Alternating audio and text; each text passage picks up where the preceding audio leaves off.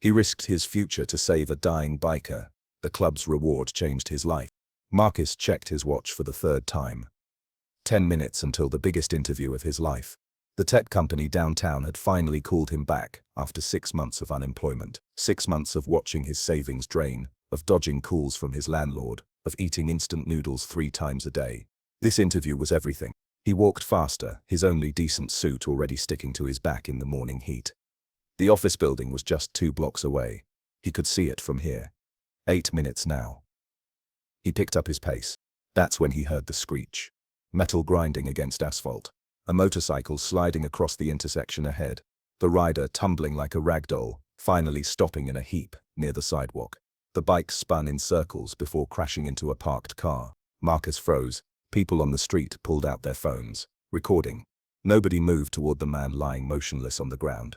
The biker wore a leather vest with patches Marcus couldn't read from this distance.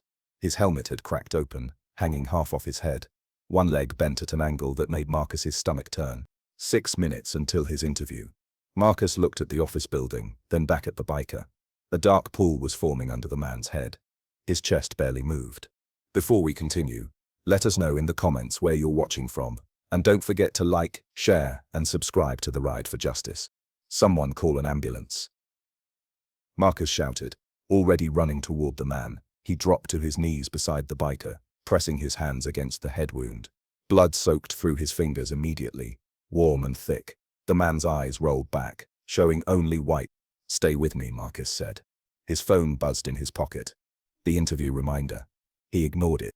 The biker's breathing changed. Shallow, rattling. Marcus had taken a basic first aid course years ago, but this was beyond anything he'd learned. The blood wouldn't stop. He pressed harder, his white shirt now completely red. "Where's the ambulance?" he yelled at the crowd. They stared back, phones still recording. The biker coughed, spraying blood.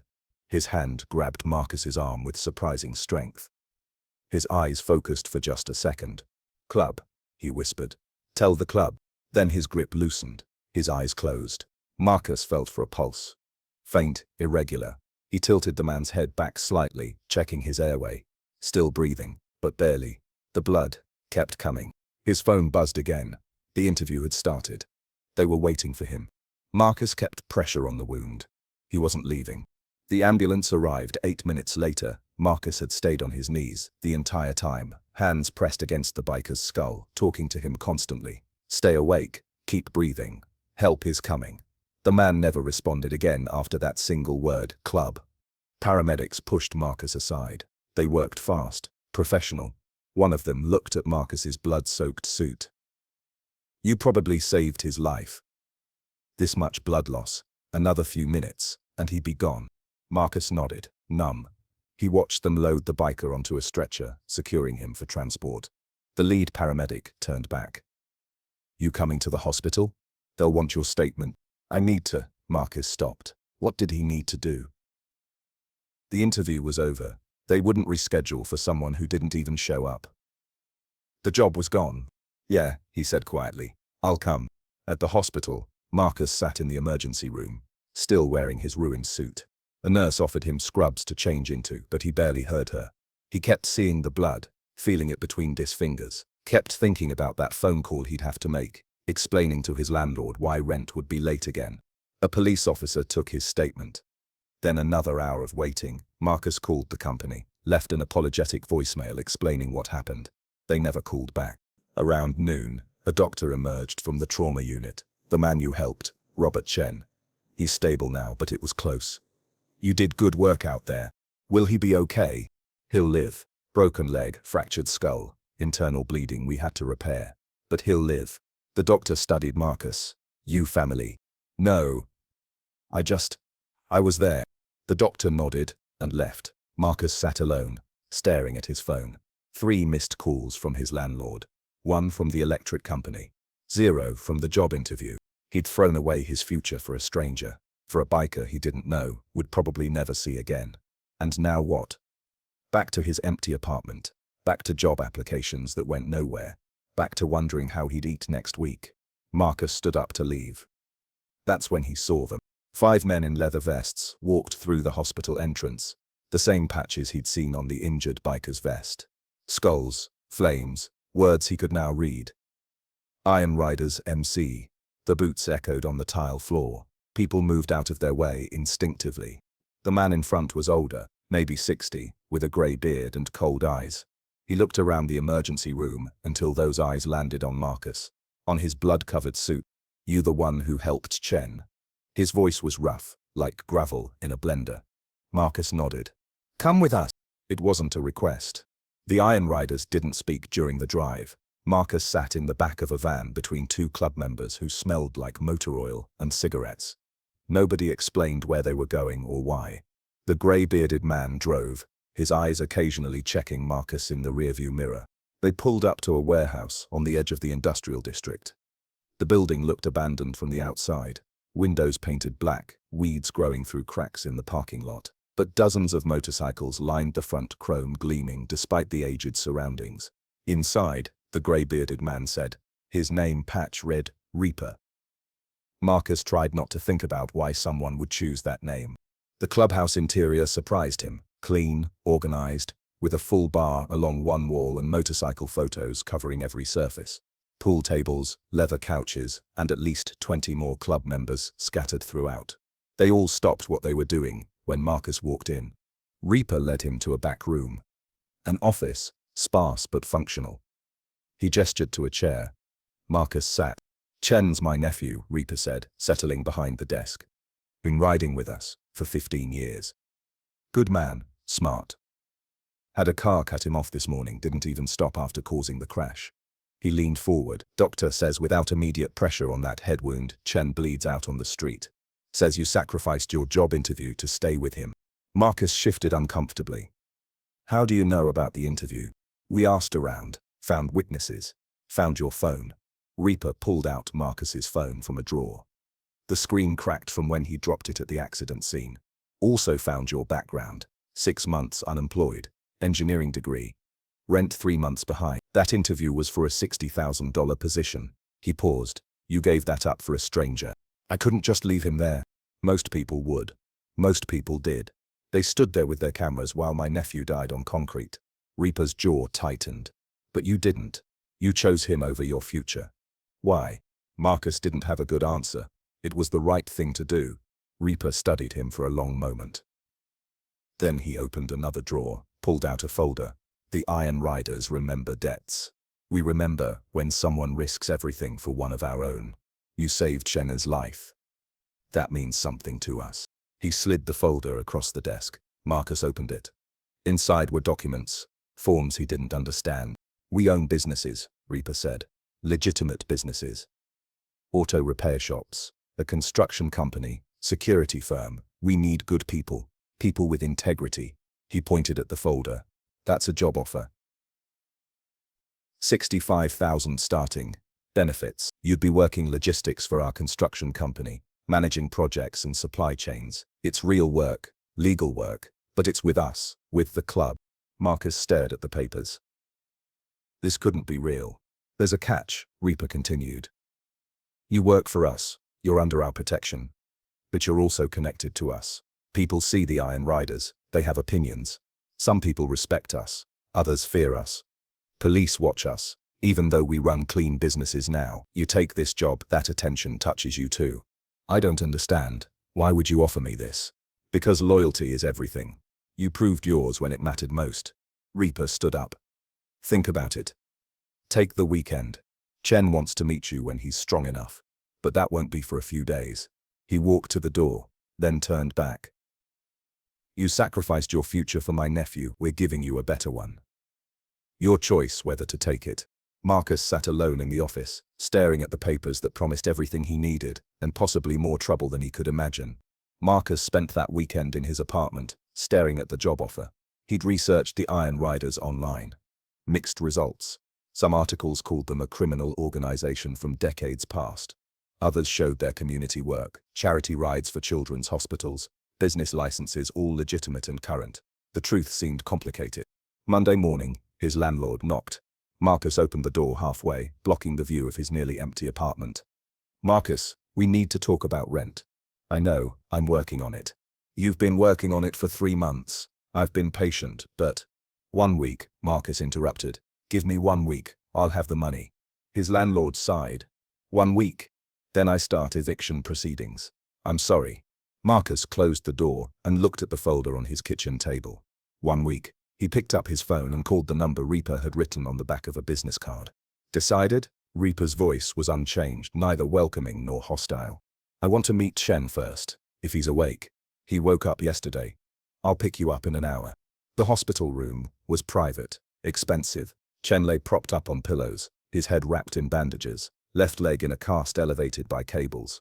He was younger than Marcus expected, maybe 35, with a sharp face and alert eyes despite the medication. So you're the guy who ruined his suit for me, Chen said, his voice weak but clear. I'm Marcus. I know, Reaper told me everything. Chen gestured to a chair. Sit. I need to see the man who chose a stranger over his own survival. Marcus sat. How are you feeling? Like I got hit by a car and dragged across pavement. But alive, which the doctors keep reminding me shouldn't be the case. Chen's expression grew serious. I remember pieces of it, lying there, unable to move, feeling my life leak out, then hands on my head, pressure, someone telling me to stay awake. That was you. Anyone would have. No, Chen cut him off. They wouldn't. They didn't. I could hear them around us, their phones clicking pictures. Nobody helped until you did. He adjusted his position, wincing. Reaper told you about the job offer. Marcus nodded. You're scared, Chen observed. You think working for the club means something dirty. I think I don't understand why a motorcycle club needs a logistics manager. Chen smiled slightly. Fair. Truth is, we used to be what people assume we are. 20 years ago, the Iron Riders ran illegal operations. Drugs, stolen goods, the works. Reaper's soda brother ran the club then. He went to prison, died there. Reaper took over, decided to go legitimate, turned everything legal, used our money to start real businesses. Some members left, didn't want the straight life, but most stayed. We're a family, Marcus. That part never changed. And the police attention Reaper mentioned? We have history. Police don't forget that. They watch us, hoping we'll slip back into old habits. We won't, but the suspicion stays. Chen looked directly at Marcus. Working with us means dealing with that. Means some people will judge you. But it also means you're part of something real. We protect our own. Always. Marcus thought about his empty apartment, his dwindling options. What exactly would I be doing? Our construction company has 6 major projects running. Someone needs to coordinate materials, schedules, contractors. You have an engineering degree. You understand systems. We need that. It's real work, good work. Nothing shady. Chen paused. Look, I get it if you're not interested, but you saved my life. Let us give you a chance at a better one. Marcus stood up, walked to the window. Outside, the city moved along without him, full of people with jobs and futures. He'd been one of them once. Could be again, if he took this offer. Or he could keep sending applications into the void, hoping someone would take a chance on him. He turned back to Chen. I'll take the job. Chen smiled. Good. Report to the construction office Wednesday morning. Reaper will text you the address. He extended his hand. Marcus shook it carefully, mindful of the IV line. Welcome to the family. The construction office sat above one of the Iron Riders' auto shops. Marcus arrived Wednesday at 7, wearing the one suit he had that wasn't blood-stained. The office manager, a woman named Teresa, who wasn't a club member, showed him around. 3 desks, filing cabinets, computers, and stacks of project folders that needed organization. Previous logistics guy quit 6 months ago, Teresa explained. Been a mess since. You'll have your work cut out for you. She wasn't wrong. The first week was chaos. Marcus discovered missed deliveries, contractors scheduled at the same time, supply orders placed twice or not at all. He spent 18-hour days untangling the mess, building spreadsheets, creating systems. Teresa watched him work with increasing approval. You actually know what you're doing, she said Friday afternoon. Engineering degree helps. Reaper made a good call hiring you. The club members treated Marcus carefully at first. They'd nod when passing him, but kept their distance. He wasn't one of them, not really. He worked for them, but didn't ride with them, didn't wear the vest. He existed in an in-between space. That changed during his 3rd week. Marcus was working late, finalizing a supply order for a commercial building project. The office door opened. 4 men walked in, not wearing club vests. One pulled out a knife. Money. Now, no, you keep cash for contractor payments. Marcus stood slowly, hands visible. There's no cash here. Everything's electronic transfers now. The man with the knife moved closer. Don't lie. Everyone knows the Iron Riders keep cash. Not anymore. I can show you the books. The knife pressed against Marcus's throat. Show me the safe. That's when the door crashed open. 3 club members, including a massive man named Tank, filled the doorway. They'd been working in the auto shop below and heard voices. The thieves ran. Tank grabbed one, slammed him against the wall. The others escaped down the back stairs. Tank held the thief until police arrived, then gave a statement that was all truth. Thieves broke in, club members stopped them, no violence necessary beyond restraining one suspect. After the police left, Tank sat down across from Marcus. You okay? Yeah. Shaken, but okay. They thought we still operate like the old days. Cash everywhere, easy target. Tank shook his head. Word gets around. People think they can take what's ours. They're wrong. He looked at Marcus directly. You're ours now. You get that? You work for us. You're under our protection. Nobody touches you. Marcus nodded slowly. Thank you. Don't thank me. Thank yourself for being the kind of person who stops for a bleeding stranger. Loyalty goes both ways here. After that night, the distance disappeared. Club members started including Marcus in conversations, inviting him to lunch, asking his opinion on things beyond logistics. He wasn't a rider, but he was family. He felt it. The job itself was satisfying. Marcus's systems improved efficiency by 30% in the first month. Projects finished on time, under budget. Reaper called him into the clubhouse office one evening. Teresa says you're doing excellent work. Just organizing what was already there. Don't minimize it. You're making us money, keeping clients happy. That matters. Reaper pulled out an envelope. First month bonus. You earned it. Marcus opened the envelope. $5,000. He stared at it. You look surprised, Reaper said. I didn't expect. We reward good work. Always have. Reaper leaned back. Chen's being discharged from the hospital tomorrow. He'll need help getting settled at home for a few weeks. You interested in visiting him? Not work-related. Just, he considers you a friend. Marcus realized with some surprise that he considered Chen a friend too. Yeah. I'd like that. Good. Reaper stood, indicating the meeting was over. You're fitting in well here, Marcus. Keep it up. Walking to his car that night, Marcus realized he felt something he hadn't felt in months. Purpose. Direction. Like his life was moving forward instead of spiraling down. The Iron Riders had given him that, and he'd earned it by being willing to sacrifice everything for one of their own. He didn't know that the real test was still coming. 2 months into the job, Marcus had transformed the construction company's operations. 6 projects running smoothly, a 7th just started, and 2 more contracts signed for next quarter. He'd hired an assistant, trained her his systems, and finally felt like the company was running itself. Then the detective showed up. Detective Morrison walked into the office on a Tuesday morning, badge out, professional but cold. Marcus Webb, need to ask you some questions about your employers. Teresa immediately called Reaper. Marcus sat across from Morrison, nervous but not guilty. He had nothing to hide. How long you been working for the Iron Riders? Morrison asked. 2 months. Know about their history. I know they used to have legal problems. Before my time. Morrison pulled out a folder. We're investigating them for money laundering, using construction projects to clean illegal funds. You manage logistics, you'd be in position to see irregular financial activity. Have you? No. Everything I've seen is legitimate. Licensed contractors, legal permits, real clients paying real money for real work. You sure about that? Because if you're helping them cover illegal activity, you're complicit. Morrison's eyes were hard. You seem like a smart guy. Don't throw your life away protecting criminals. They're not criminals. They were. Once a criminal, always a criminal, in my experience. Morrison stood up. Think about it. You see something suspicious, you call me. Otherwise, when we bring charges, you go down with them. He left his card and walked out. Marcus sat frozen, mind racing. Reaper arrived 20 minutes later with Tank and 2 others. They cleared the office, sent Teresa and Marcus's assistant home, then sat down with Marcus.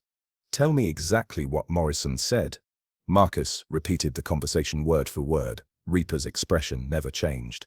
But Tank punched the wall. leaving a dent. They've been trying to nail us for years, Reaper said. Can't stand that we went straight. Keep investigating, hoping to find something dirty. They won't, because there's nothing to find. But they think I might help them, Marcus said. They think everyone has a price or a breaking point. Reaper looked at Marcus carefully. This is what I warned you about. Being associated with us means police pressure. Morrison will keep pushing you, hoping you'll crack or make something up just to make him happy. Question is, can you handle it? Marcus thought about Chen in the hospital, about Tank stopping those thieves, about how this job had saved his life when he had nothing. I told Morrison the truth. Everything here is legitimate. I'll keep telling him that. He might make your life difficult, could investigate you, look for any reason to pressure you. You ready for that? I don't have a choice. You gave me a chance when nobody else would. I'm not betraying that. Reaper smiled slightly. Good answer. But understand, this might get worse before it gets better. Morrison's ambitious. He wants to make a name for himself by taking down the Iron Riders. He won't stop. He was right. Over the next 3 weeks, Morrison called Marcus in for questioning twice more, asked the same questions different ways, trying to catch inconsistencies, showed up at Marcus's apartment at odd hours, hoping to rattle him. Other officers started following Marcus, making it obvious they were watching. Marcus's stress levels skyrocketed. He barely slept, constantly worried about saying something wrong, about being arrested for crimes he didn't commit, and couldn't even imagine. Chen, now recovered, and back at the clubhouse, noticed, Morrison's getting to you, Chen said one evening when they met for dinner. I just don't understand why he won't believe the truth. Because admitting we're legitimate means admitting he's wasted years investigating nothing. Cops like Morrison need villains. We're convenient. Chen leaned forward. You need to understand something. This is a test, but not from Morrison. It's a test from life. You stood by a stranger when it cost you everything. Now you're standing by us when it's costing you peace of mind. Most people break under this kind of pressure. What are you going to do? Marcus met his eyes. I'm going to keep telling the truth, and I'm going to trust that eventually the truth matters. It does, Chen said, but sometimes you have to fight for it. The next day, Marcus hired a lawyer with money he couldn't afford to spend. If Morrison wanted a battle, Marcus would be prepared. The investigation dragged on for another month. Morrison brought in federal agents, expanded his scope, audited every project Marcus had touched. They found nothing, because there was nothing to find. Every invoice legitimate, every payment documented, every contractor licensed and paying taxes. Finally, on a cold morning in November, Morrison called Marcus one last time. Investigations closing, we found no evidence of criminal activity. He sounded disappointed. I told you that months ago. Yeah, well, maybe the Iron Riders really did go straight. Or maybe they're just better at hiding it now. Morrison paused. You're clean, Webb, but watch yourself. Stay with them long enough. Things might change. Or maybe you're wrong about them entirely, Marcus said, and hung up. That evening, Reaper called a meeting at the clubhouse. Marcus arrived to find the entire club assembled, maybe 60 members, plus Teresa and other employees. Chen stood at the front, leaning on a cane, but mostly healed. Bring Marcus up here, Reaper called out. Marcus walked through the crowd, confused. When he reached the front, Chen handed him something, a leather vest, black, with the Iron Riders patches. But different from the others, where their patches said, member, his said family. You're not a rider, Reaper explained to the room. You don't need to be, but you're family. You proved that when you saved Chen.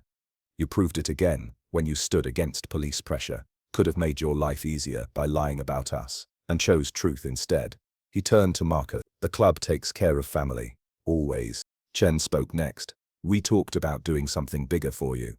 Reaper wanted to give you a partnership stake in the construction company.